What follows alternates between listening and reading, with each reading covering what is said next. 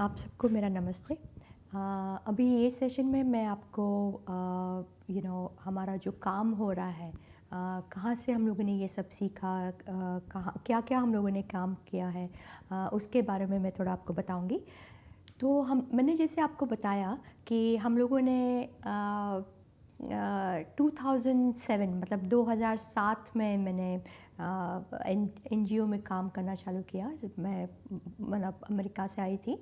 और मुझे जब भी मैंने देखा कि हॉस्पिटल में बहुत सारे बच्चे ऐसे बीमार हो रहे थे, अब सारे कुपोषित थे, तो मुझे कम्युनिटी में जाके बच्चों को सुपोषित करना था। तो एक एनजीओ मैंने ज्वाइन किया था, foundation for mother and child health. और बहुत मतलब स्लम में धोबी घाट करके एक स्लम है बम्बई में, वहाँ पे मैंने चालू किया। एक क्लिनिक था छोटा सा, बाजू के रूम में बहुत बच्चे सारे पढ़ाई कर रहे थे, मतलब हम लोग प्री स्कूल भी चला रहे थे। और ये बाजू हमारा क्लिनिक हम लोगों ने चालू किया, हेल्थ एंड न्यूट्रिशन क्लिनिक। वहाँ से मेरी जो सिखाई है वहीं से चालू हुई है। और वहाँ से लेके मेरी पूरी जर्नी है तो मैं पहले वो एनजीओ के बारे में बताऊंगी और फिर दूसरे सेशन में बताऊंगी कि एक बार वो एनजीओ में काम मेरा ख़त्म हुआ, फिर मैंने आगे जाके कहाँ कहाँ पे काम किया, कैसे क्या क्या रिज़ल्ट आए, कौन सी डिस्ट्रिक्ट में काम किया है, कौन से स्टेट लेवल पे भी काम किया है, तो वो मैं आपको धीरे धीरे बताऊंगी कि क्या क्या हम लोगों ने किया है। ये जो एक फ़ोटोग्राफ आप देख रहे हैं, ठीक है, ये बहुत अभी जो आपका पोषण माह गया सितंबर में, तो नंदुरबार करके एक डिस्ट्रिक्ट है जहाँ पे सबसे ज़्यादा मात्रा में स्टंटेड बच्चे हैं, जो कि सबसे ज़्यादा मात्रा में तो वेस्ट सिंहभूम है झारखंड में, लेकिन नंदुरबार जो महाराष्ट्र में है वहाँ पे बहुत सारा स्टंटिंग मतलब नाटापन है, बहुत बच्चे इतने नाटे हैं वहाँ पे, बहुत कमज़ोर, सैम मैम भी ज़्यादा है वहाँ पे। तो मैंने वहाँ पे प्रोग्राम चालू किया था। मार्च में एक पहली ट्रेनिंग ली थी और जून में दूसरी ट्रेनिंग ली थी। और वहाँ पे हम लोगों ने 1000 हेल्थ केयर वर्कर्स जो होते हैं वहाँ उनको मैंने ट्रेन किया। मेरी टीम भी थी मेरे साथ, और ऑफ कोर्स हमारा जो हेल्थ स्पोकन ट्यूटोरियल है आईआईटी बॉम्बे का, उनकी पूरी टीम के साथ हम लोगों ने 1000 लोगों को ट्रेन किया था। तो ये जो है वो मनीषा जी खत्री है, और वो वहाँ की डीएम है, और उनके हाथ में पोषण माह का वहाँ पे त्यौहार हो रहा था अभी सितंबर में 2 महीने पहले। तो ये जो बच्चा है वो उनके जो हाथ में है वो लड़का है, लगभग 7 महीने का बच्चा है। और वो जो जहाँ पे वो ये त्यौहार हुआ था वहाँ पे ये बच्चे का वज़न बहुत अच्छा बढ़ा था, तो उसकी माता को और दूसरे थोड़े 2-3 बच्चे को भी बुला के उनको वहाँ पे इनाम दिया गया था। तो आप देख रहे हैं कि ये जो डिस्ट्रिक्ट मजिस्ट्रेट है, उनके मुंह में इतना सा वो इतनी ब्यूटीफुल इतना स्माइल है उनका, इतना खुश हो रही है, क्योंकि उनका कहना था कि मैंने इतने अच्छे हेल्दी बच्चे देखे ही नहीं हैं नंदुरबार में। तो ये मुझे आपको सिर्फ दिखाना था कि हम लोग को पूरे भारत में ऐसे बच्चे हम लोग को करने हैं, ठीक है। जितने बच्चे ज़्यादा बढ़ेंगे पहले 1 साल में 2 साल में, उतना उनका दिमाग जो मस्तिष्क है बहुत ही तेज़ पावरफुल होगा, ठीक है। तो आपको ये ध्यान में रखना है कि क्या क्या करना है। तो यही अभी नंदुरबार में बहुत अच्छा काम चल रहा है, ठीक है। तो उसके फ़ोटो थोड़े बहुत और भी फ़ोटोग्राफ्स मैंने डाले हुए हैं, जस्ट आपको बताने के लिए कि ये स्टेज पर हम लोग कैसे पहुँचे, क्योंकि ये हमारी सिखाई थी। नंदुरबार पे तो हम लोग ने बहुत सीख के हम आए थे, लेकिन ये कैसे हम लोग सीखे वो मैं आपको बताऊंगी। ये एक फ़ोटोग्राफ है, यहाँ पे मदर है, और ये 2-2.5 महीने का बच्चा है, नंदुरबार का है, देखिए ब्यूटीफुल है, राइट। ये वाला बच्चा भी बहुत हेल्दी है, लगभग 1.5-2 महीने का ही, ज़्यादा नहीं है। ये बच्ची है लगभग 7 महीने की बच्ची है, 7-7.5 महीने की बच्ची है। देखिए कितना नंदुरबार की है, बहुत गरीब ट्राइबल एरिया की बच्ची है। देखिए उसका वजन देखिए, मतलब आपको दिखाई दे रहा है कि इतनी ब्यूटीफुल हेल्दी बच्ची है 7 महीने की, अपने आप खुद बैठी है, और बिल्कुल बैक जो उसका जो है, उसके जो पीठ है बिल्कुल सीधी रखी हुई है। 7 महीने के बच्चे ऐसे नहीं बैठते हैं, लेकिन ये बच्ची एकदम सीधी बैठी है। मतलब मेरा कहने का मतलब ये है कि अगर बच्चा हेल्दी होता है, सुपोषित होता है, तो उसमें जो उसका जो विकास होता है वो भी बहुत जल्दी होता है इसका विकास, ठीक है। तो ये मेरे प्रोग्राम में भी मैंने देखा हुआ है कि बच्चे को पहले फोकस करो इसका वज़न बढ़ाने के लिए। डेवलपमेंट अपने आप ही वो तो होना ही है, ठीक है। वो बच्चे इतने स्मार्ट होते हैं, इतने वो एक्टिव होते हैं, क्योंकि माँ के दूध में तो इतने सारा उसका जो पोषण होता है माँ के दूध में, उसकी तुलना है ही नहीं ये दुनिया में। तो उस पर ध्यान रखना है। ये एक दूसरा बच्चा है, ठीक है। दूसरा त्यौहार हुआ था नंदुरबार में, अभी सितंबर में ही हुआ था दूसरी जगह पे। तो ये जो बच्चा है लगभग 2.5 महीने का, तो इसको सबसे पहला इनाम हुआ था, क्योंकि इनाम वहाँ पे हरीफाई हुई थी कि जो बच्चे का वजन सबसे ज़्यादा बड़ा है उसकी माता को और हेल्थ केयर वर्कर को इनाम मिलेगा। तो देखिए ये 2-2.5 महीने का बच्चा, अब उसकी आँख से ही देख सकते हैं कि कितना ब्यूटीफुल है, एकदम स्मार्ट है बच्चा। ये दूसरा बच्चा है, देखिए एकदम जब भी बच्चा बहुत अच्छा वजन उसका बढ़ता है छोटे, तो वो बहुत खुश रहते हैं। माँ का दूध ऐसा है कि उनको पेट में भी तकलीफ़ ज़्यादा नहीं होती है, पचन में भी अच्छा होता है। उसमें वसा जो होता है बहुत अच्छी तरह का वसा होता है, ओमेगा 3। तो उससे उनको मतलब उनका जो इंटेलिजेंस है, जो दिमाग है, वो भी बहुत अच्छी तरह बढ़ता है। ये भी एक दूसरा ही बच्चा वहीं का है, नंदुरबार का है, देखिए बहुत ब्यूटीफुल है। तो दूसरे थोड़े और है, ये दूसरी एक बच्ची है, लगभग 5-6 महीने की है, और अगेन मनीषा जी के साथ है। ये भी सारे नंदुरबार के ही बच्चे हैं। तो यहाँ पे रिज़ल्ट बहुत ही अच्छा आ रहा है नंदुरबार में एक्चुअली। तो मैं आपको अभी बताऊंगी कि मैंने ये जो सीखा है, ये जो सारा ब्रेस्ट फीडिंग की टेक्निक है, मदर्स का न्यूट्रिशन है, पूरक आहार है, वो कैसे मैंने सीखा। तो सबसे पहले जैसे मैंने बताया कि मैं 2007 में एनजीओ में मैंने काम चालू किया, यहाँ पे बम्बई के स्लम में। और जब भी मैं आई तभी मुझे कुछ नहीं मालूम था एक्चुअली। हम लोग को पीडियाट्रिक मेडिसिन में कुछ नहीं सिखाया था ये सब। तो मैं आई तो पूरी क्लीन स्लेट की तरह आई थी, कुछ मुझे आता नहीं था। मुझे लगा कि चलो मैं जाऊंगी वहाँ पे कुछ सीखूंगी। तो ये जो सब सीखा है मैंने वो छोटे छोटे बच्चों से और माँ से सीखा हुआ है। ऑफ कोर्स जैसे मैंने बताया कि पहले 3-4-5 साल वज़न नहीं बढ़ रहा था, तो फिर पता चला कि क्यों नहीं बढ़ रहा है। कि पहले तो मैं ऐसे ही बता देती कि माँ नहीं सुनती है, ये नहीं सुनती है, ये काम पे जाती है, वो करती है। जैसे हम लोग को हमेशा हम बहाने दिखाते रहते हैं, नहीं वो तो मेरा सुनती ही नहीं है, ये तो देती ही नहीं है। वैसे मैं भी करती थी एज ए डॉक्टर। हम लोग डॉक्टर्स हमेशा पेशेंट्स को ब्लेम करते रहते हैं, तो वैसे मैं मदर को हमेशा ब्लेम करती रहती थी, लेकिन वो मैं गलत थी, ठीक है। एक बार मुझे गलती पता चली, और एक बार मुझे पता चला कि कहाँ पे गलती हो रही है, और वो गलती सुधारने की जब भी कोशिश की तभी जाके मुझे रिजल्ट्स मिले, ठीक है।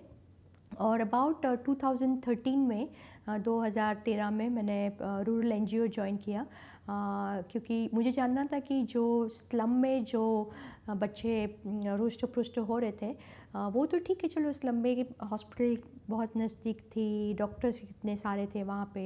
तो मुझे लगा चलो अर्बन में तो प्रॉब्लम हम लोग उसका निवारा हो सकता है, लेकिन रूरल एरियाज़ में जहाँ पे डॉक्टर्स ज़्यादा नहीं है, बहुत दूर तक वहाँ पे ट्रांसपोर्टेशन होना, मतलब बहुत प्रॉब्लम होते हैं रूरल एरियाज़ में। तो मुझे जानना था कि रूरल एरियाज़ में अगर हम लोगों ने यही काम किया तो वहाँ पे रूरल एरियाज़ में मैल्यूट्रिशन ख़त्म होगा कि नहीं। तो एक एनजीओ में काम किया और मैंने देखा कि वहाँ पे भी मुझे बहुत अच्छा रिज़ल्ट मिला, ठीक है। तो अभी भी मेरा वहाँ पे काम चालू है। It's called Shrimati Malti Davankar trust. 2017 में जब भी मुझे ये सारे रिजल्ट्स मिलने लगे, हेल्थ स्पोकन ट्यूटोरियल टीम है, जो प्रोफेसर कन्नन मोगडाले उनके प्रिंसिपल इन्वेस्टिगेटर हैं, वो मुझे मिले और वो मुझे बताए कि मुझे वो जो स्पोकन ट्यूटोरियल जो प्रोजेक्ट बना रहे थे, ठीक है, तो वो स्पोकन ट्यूटोरियल प्रोजेक्ट वो एक्चुअली इंजीनियरिंग स्टूडेंट्स के लिए बना रहे थे, ठीक है। सारे जो लैंग्वेजेस है, इंटरनेट है, या सारे जो कंप्यूटर के बारे में वो सारे ट्यूटोरियल्स बना रहे थे, ऑनलाइन ऑनलाइन ट्यूटोरियल्स बना रहे थे, ठीक है। लेकिन तभी उनको 2016-17 में वो मुझे मिले और मुझे बताया कि उनको हेल्थ और न्यूट्रिशन के बारे में ट्यूटोरियल्स बनाने हैं। तो वो मुझे मिले और जैसे मुझे मिले, मुझे उनका प्रेजेंटेशन बहुत अच्छा लगा और मुझे लगा कि जो मैंने सीखा है, जो एनजीओ से सीखा हुआ है, वो अगर मैं हेल्थ स्पोकन ट्यूटोरियल के माध्यम से सबको सिखाऊंगी तो मैं सिर्फ 100 या 200 या 300 मदर को हेल्प नहीं, it won't be just for 200-300 mother के लिए, बहुत सारी मदर्स, इतने सारे हेल्थ केयर वर्कर्स इंडिया के, उनको मैं जो मैं सीखी हूँ वो मैं सिखा सकूँ, ठीक है। तो तब से हम लोगों ने 2017 से अब तक हम लोग हेल्थ स्पोकन ट्यूटोरियल में काम कर रहे हैं। ये IIT बॉम्बे का प्रोजेक्ट है, ठीक है। और फिर आगे जाके अलग अलग एरियाज़ में हम लोगों ने काम किया, वो मैं बाद में आपको बताऊंगी। लेकिन बेसिकली थ्रू IIT बॉम्बे हम लोग NPTEL कोर्स भी चला रहे हैं। अभी जनवरी में मेरा एक कोर्स था, लगभग 4000 लोग वहाँ पे शामिल हुए थे कोर्स में। 3 महीने का कोर्स है। जैसे ये जो कोर्स है आपका, ये 2013 का कोर्स है, मैं 2012 की बात कर रही हूँ, सॉरी 2022 की बात कर रही हूँ। ये आपका जो कोर्स है 2023 का कोर्स है, ठीक है। और IIT के माध्यम से हम लोग बहुत सारी दूसरी शहरों में, दूसरे कंट्रीज़ में भी हम लोग ट्रेनिंग देते हैं। तो यही मैं आपको बताने वाली हूँ। अभी ये जो मैंने NGO ज्वाइन किया था अर्बन स्लम का, ठीक है, तो मुझे आपको थोड़ा ये NGO के बारे में बताना है कि हम लोगों ने कैसे सीखा, हम लोग वहाँ पे क्या क्या कर रहे थे, क्या क्या मतलब कैसे कैसे क्या कार्य कर रहे थे और कौन से कार्य से क्या सीखा, वो मैं आपको ये सेशन में बताने वाली हूँ, ठीक है। तो ये जो हमारा अर्बन NGO था, ठीक है, जो मुंबई के स्लम में चल रहा था, हम लोग को एक छोटा सा रूम मिला था, क्योंकि आपको मालूम है कि अर्बन एरिया में तो जगह ही नहीं होती है। तो एक छोटा सा रूम था, वहाँ पे हम लोग के हमारे पास क्या थे कि हमारे पास सोशल वर्कर्स थी, नर्स थी, न्यूट्रिशनिस्ट थी, न्यूट्रिशनिस्ट मतलब जो पोषण के बारे में बताती है, और मैं भी थी वहाँ पे। तो हम लोग क्या करते थे कि जो प्रेग्नेंट मदर्स थी, जो लैक्टेटिंग मदर्स थी, स्तनदा माता, जो जो प्रेग्नेंट मदर्स थी और जो छोटे बच्चे थे, उनको हम लोग स्लम में जाके उनको हमारे बारे में बताते थे और फिर वो हमारे पास प्रेगनेंसी से आना चालू करते थे, ठीक है। तो प्रेगनेंसी में हम लोग उनको हर महीने में एक बार देखते थे। कुछ ऐसे ज़्यादा दवाई नहीं देते थे, क्योंकि उनको दवाई तो गवर्नमेंट से मिलती थी। हम लोग उनको पोषण के बारे में बताते थे, ठीक है, कि उसको क्या खाना चाहिए, क्या प्रॉब्लम अगर होता तो कभी डॉक्टर के पास जाना चाहिए। ऐसे कुछ ज़्यादा मतलब डॉक्टर की हम लोग ऐसे कुछ डॉक्टरगिरी नहीं कर रहे थे वहाँ पे, क्योंकि डॉक्टर्स तो ऑलरेडी है। हम लोग उनको सिर्फ सपोर्ट कर रहे थे कि खाना कैसे खाना चाहिए। और फिर वो बच्चे जब भी पैदा होता था तो वो हमारे पास लेके आते थे। और ये देखिए छोटा सा एक हमारा क्लिनिक हम लोग चला रहे थे, इतने सारे मदर्स आते थे, ठीक है। बिल्कुल कभी कभी तो बैठने की भी जगह नहीं थी, कभी कभी खड़े रहने की भी ज़्यादा नहीं थे। तो हर रोज़ लगभग 30-40 बच्चे आते थे हमारे पास, ठीक है। तो हम लोग बच्चे का वजन करते थे, उसका लंबाई उसकी नापते थे, उसको काउंसलिंग करते थे। तो ये जो 1-on-1 काउंसलिंग जो होता है ना, एक एक को साथ में रख के मदर के साथ माँ को बताना, माता को बताना कि बच्चा बढ़ रहा है कि नहीं बढ़ रहा है, क्यों नहीं बढ़ रहा है, क्या करना है, तो वो हम लोग बताते थे, ठीक है। जैसे मैंने बताया कि सबसे पहले हम लोग बच्चे का वजन करते थे और इसकी लंबाई नापते थे, ठीक है। तो ये करना बहुत ज़रूरी था, क्योंकि अगर हम लोग को पता नहीं चलेगा कि बच्चे का वजन बढ़ा है कि नहीं बढ़ा है, तो हम लोग को पता नहीं चलेगा कि बच्चे का विकास कैसा रहा है। तो माँ को दिखाने के लिए और एटलीस्ट माँ को समझाने के लिए हम हमेशा जैसे ही बच्चा आता था उसका वज़न करते थे, उसका हाइट भी नापते थे। और ये हमारे पास एक डॉक्यूमेंट था, तो वो फाइल में हम पूरा डेटा लेके सब लिखते थे, क्योंकि जैसे अमेरिका में हमारा ये जो डॉक्यूमेंटेशन होता है बहुत इंपॉर्टेंट होता है। जैसे आप भी रजिस्टर लिखते हो, doctors also write down so many notes. तो ये हमारा बहुत इम्पॉर्टेंट डॉक्यूमेंटेशन बहुत ऐसा इम्पॉर्टेंट था, ठीक है। फिर जैसे जैसे हम लोग सीखते गए, हम लोग को ये क्रॉस क्रेडल होल्ड के बारे में पता चला, ठीक है। ये WHO ने दिया हुआ है, लेकिन अनफॉर्चुनेटली ये होल्ड पे ज़्यादा फोकस नहीं है। हम लोग ट्रेडिशनल होल्ड ही ज़्यादा करते हैं, उनको बोलते क्रेडल होल्ड, मतलब जो बाजू से माँ दूध पिलाती वही हाथ से बच्चे को पकड़ना। लेकिन वो जब भी मैं इस्तेमाल करी थी पहले 5 साल, तो मुझे रिज़ल्ट नहीं मिल रहे थे, इसीलिए फिर हम लोगों ने क्रॉस क्रेडल होल्ड पे ट्राई कोशिश की, और उससे हम लोग को रिज़ल्ट मिलने लगा। तो ये है आपका क्रॉस क्रेडल होल्ड, ठीक है। तो जैसे जैसे हम लोग सीखते गए, हम लोग माँ को ये सिखाते रहे कि ये क्रॉस क्रेडल होल्ड कैसे, बच्चे को कैसे पकड़ना है। माँ को दूसरे हाथ से पकड़ना है, जो बाजू से दूध पिला रही है उसके ऑपोजिट हाथ से बच्चे को पकड़ना है, ठीक है। और माँ को कैसे स्तन को पकड़ना है, उसके गर्दन बच्चे का कैसा होना चाहिए, क्या क्या होना चाहिए, सब हम लोग क्रॉस क्रेडल होल्ड में सिखाते हैं।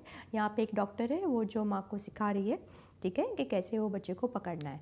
तो ये जैसे हम लोगों ने ये टेक्निक से दूध पिलाना चालू किया, हमारे बच्चे बहुत लगभग 1.5 किलो, 1.25 किलो, 1.5 किलो वज़न उनका बढ़ने लगा, ठीक है।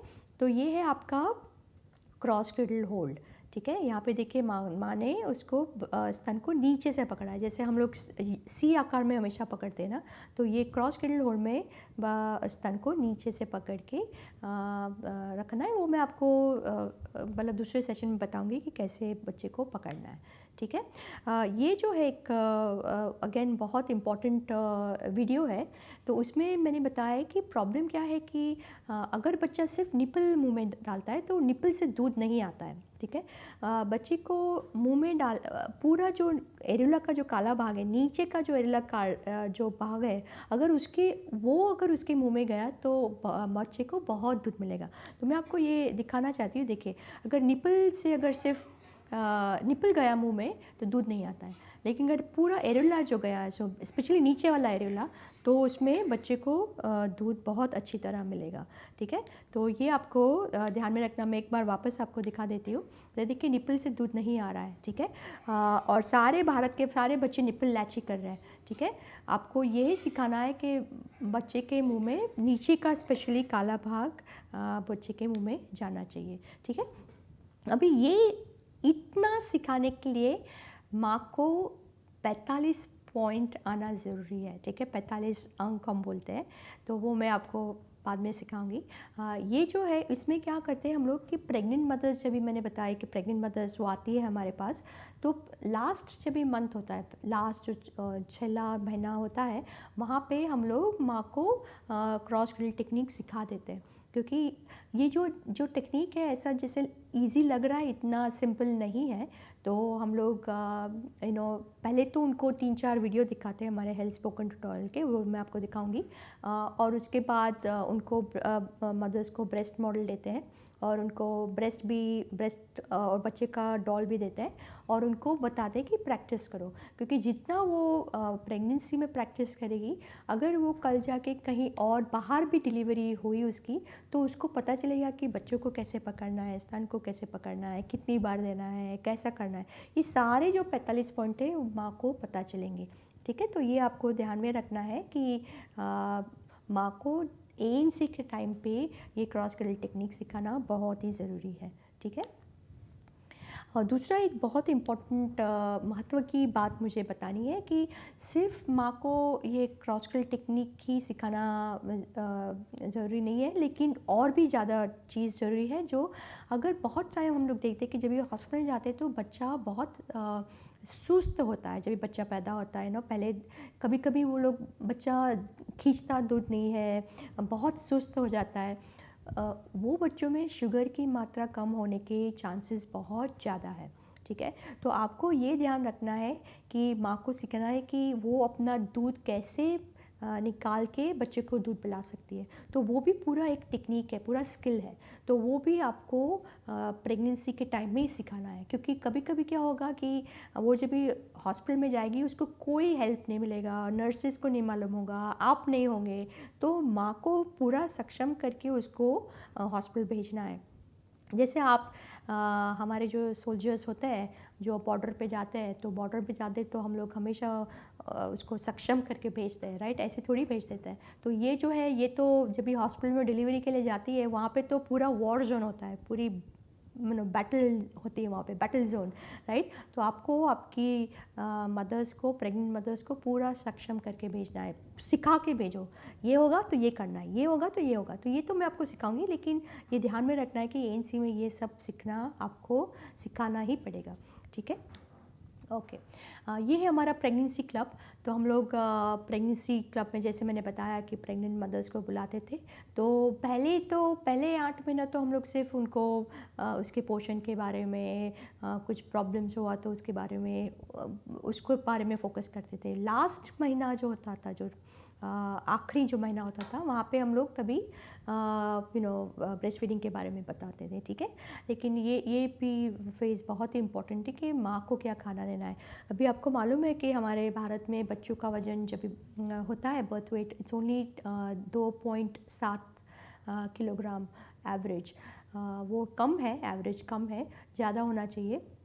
लगभग 3.25 किलो का बच्चा होना चाहिए एवरेज WHO के हिसाब से। लेकिन क्योंकि माँ का जो न्यूट्रिशन जो है, पोषण उसका है, वो ठीक तरह से नहीं हो रहा है, इसलिए हमारे बच्चे कमज़ोर पैदा हो रहे हैं, ठीक है? तो ये भी न्यूट्रिशन ट्रेनिंग आपको एएनसी के टाइम में देनी है, वो भी बिफोर प्रेगनेंसी। जैसे वो प्रेग्नेंट होना वो सोच रही है, तभी से आपको ये ट्रेनिंग देनी है, ठीक है? दूसरा हमारा एक बहुत इम्पॉर्टेंट ये है होम विज़िट। जैसे आप भी होम विज़िट करते होंगे, आप भी घर पे जाके मदर्स को देखते होंगे, बच्चे का वज़न करते होंगे। तो हमारे प्रोग्राम में भी हम लोग होम विज़िट्स बहुत करते थे। तो यहाँ पे हम लोग देखते थे कि बच्चा बच्चे माँ को आता है कि नहीं, बच्चे को कैसे दूध पिलाना, कैसे उसको ढकार लाना, घर में सिचुएशन क्या है, अगर ठीक है कि नहीं, गंदा है, कुछ भी प्रॉब्लम है तो घर पे जाके हम लोग को पता चलता था। जब भी क्लिनिक में आते हैं तो क्लिनिक में तो क्या होता है कि इतना टाइम नहीं होता, इतने सारे मदर्स आती है, आप में भी आंगनवाड़ी में बहुत सारी मदर्स साथ में आ जाती है, तो पता नहीं चलता है कैसे घर का क्या वातावरण है। लेकिन आप जब भी घर पे जाते हैं तो आराम से आप देख सकते हैं, उससे बात कर सकते हैं। तो एक घर का विज़िट होना बहुत ही ज़रूरी है, स्पेशली पहले 2 हफ्ता। जितना आप घर पे मदर को सिखाएंगे, उतना वो एकदम बहुत अच्छी तरह वो सीखेगी, और बच्चे को भी अच्छी तरह दूध पिलाएगी, ठीक है? तो ये होम विज़िट बहुत इम्पोर्टेंट था। ये होम विज़िट में हम हमेशा बच्चे का डॉल और बेबी डॉल और स्तन का मॉडल लेके जाते थे, क्योंकि नॉर्मली हम लोग हमेशा मॉडल और डॉल पे सिखाते हैं, ठीक है? दूसरा, जब भी हम लोग पूरक आहार के बारे में जब भी माँ को सिखाते थे, तो बहुत सारी रेसिपीज़ सिखाते थे। मतलब जैसे अलग अलग पाउडर्स की रेसिपी मैं आपको बताऊंगी। तो वो अलग अलग पाउडर्स अगर माँ ने बनाए कि नहीं, वो अच्छी तरह डब्बे में डाले हुए कि नहीं, डब्बा क्लीन है कि नहीं, तो वो भी हम लोग होम विजिट में देखते थे। तो वो भी आपको देखना है कि जो आप सीखेंगे यहाँ पे कि पाउडर्स बनाना है, वो बच्चे को आपको देखना है घर पे जाके कि माँ ने वो बनाया है कि नहीं, और वो माँ को पूछना है कि कैसे वो बच्चे को खिलाती है, ठीक है? तो ये एक इम्पॉर्टेंट कंपोनेंट है हमारे प्रोग्राम का। दूसरा एक बहुत अच्छा कंपोनेंट हमारे प्रोग्राम में था, वो है कुकिंग डेमो। मतलब जो खाना पकाने का जो डेमोन्स्ट्रेशन होता है, तो वो भी हम लोग हमेशा हफ्ते में एक बार तो माँ को सिखाते थे। प्रॉब्लम क्या था कि हमेशा जब भी हम बताते कि बच्चे को ये खिलाओ, वो खिलाओ, तो वो हमेशा उसको बोलते हैं कि बच्चा खाएगा कि नहीं, बच्चे को अटक जाएगा, नहीं खाएगा, ये करेगा, वो करेगा। तो इसमें हम लोग इसमें क्या करते थे कि हम माँ को हमारे क्लिनिक में बुलाते थे, ठीक है? ये तो देखिए आंगनवाड़ी है, आंगनवाड़ी में बुलाया हुआ है, और वहाँ पे हमारी जो लेडीज़ है वो खुद खाना बना के उनको सिखाती थी कि देखिए बच्चों के लिए आप ऐसा बना सकते हो, ये बना सकते हो, ऐसे खिला सकते हो। तो ये जब भी बच्चे उनके सामने जब भी खाते थे तो उनको इतना अच्छा लगता था, उनको लगता था हाँ अच्छा बच्चा कितना अच्छी तरह खाना खा रहा है, तो वो घर पे भी जाके बनाती। तो ये बिहेवियर चेंज के लिए ये होना बहुत ज़रूरी है, ठीक है? और ये देखिए यहाँ पे हम लोगों ने एक टिक्की बनाई हुई है, ठीक है। बहुत सारे वेजिटेबल्स डाले हुए उसमें, बहुत सारी सब्जियां डाली है, अंडा डाला है, राखी भी डाली हुई है। ये एक दाल है, देखिए कितनी गाढ़ी दाल है। तो ये गाढ़ी दाल, आपको ऐसी दाल देनी है बच्चों को।